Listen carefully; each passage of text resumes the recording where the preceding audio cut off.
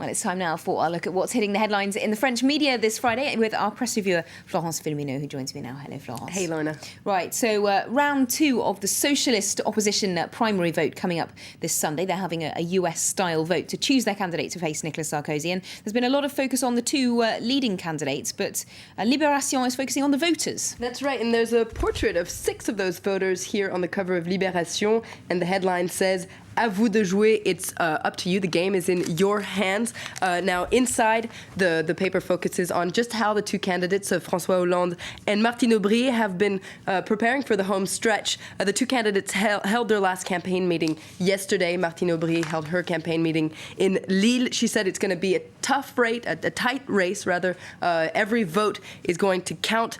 She wanted to show force, to have a show of force and say that she hasn't lost the race just yet. She's trailing in the polls. She's 9% behind François Hollande, especially since 3 of the candidates in the first round of the primary have given their backing to François Hollande. She still says she's very confident, though, and says that she can't wait for her duel with Nicolas Sarkozy. François Hollande is also very optimistic.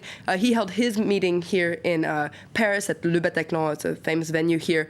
He says he's optimistic, but ironically, he says that he hasn't won just yet. So Martine Aubry is saying she hasn't lost just yet, and François Hollande saying he hasn't won just yet. So we'll see what happens on Sunday. The race, though, is very tight, and Le Monde, on its front page, says that it's the end of a high-strung campaign. Now, the two candidates held a debate on Wednesday on France 2. It was a very technical debate, and now in the last couple of days, a lot of papers are saying that the gloves are coming off. Martine Aubry gave an interview to 20 Minutes, which has been getting a lot of buzz here in France today, because basically she said that Hollande was the system's candidate. Now, what does she mean by that? She says that François Hollande is ahead in the polls because the polls say that he's ahead. And so it's kind of this self-fulfilling prophecy. She says that he's been fabricated by this media and poll system. Now, François Hollande reacted to this, saying that the only people that had fabricated him were voters. And a lot of critics have said that by saying this, Martine Aubry is flirting with right-wing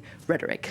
So the gloves perhaps coming after that first round, which many people said was perhaps a bit too polite. So things get hotting up a bit now. But the other big story in France today, of course, is that Tristan Banon, Dominique Strauss-Kahn scandal. And we heard a verdict yesterday from the prosecutors here in Paris. That's right. Now, here it's on the cover of François right here. It says that Dominique Strauss-Kahn lied. Why did he lie? Yesterday, prosecutors decided to drop. They said that there wasn't enough evidence into an inquiry in attempted rape.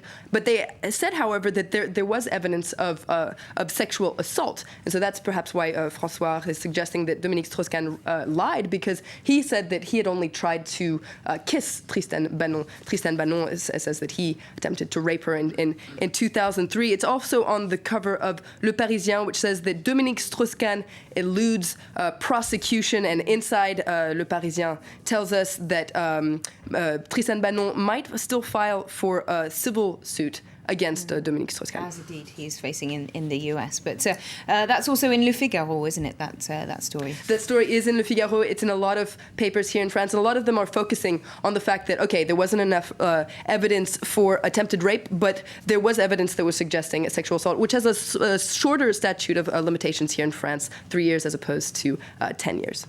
Now, a lot of the papers are also talking about rather a shocking story from the south of France that happened yesterday. That's right. We're going to start by looking at 20 Minutes, which says teachers in shock.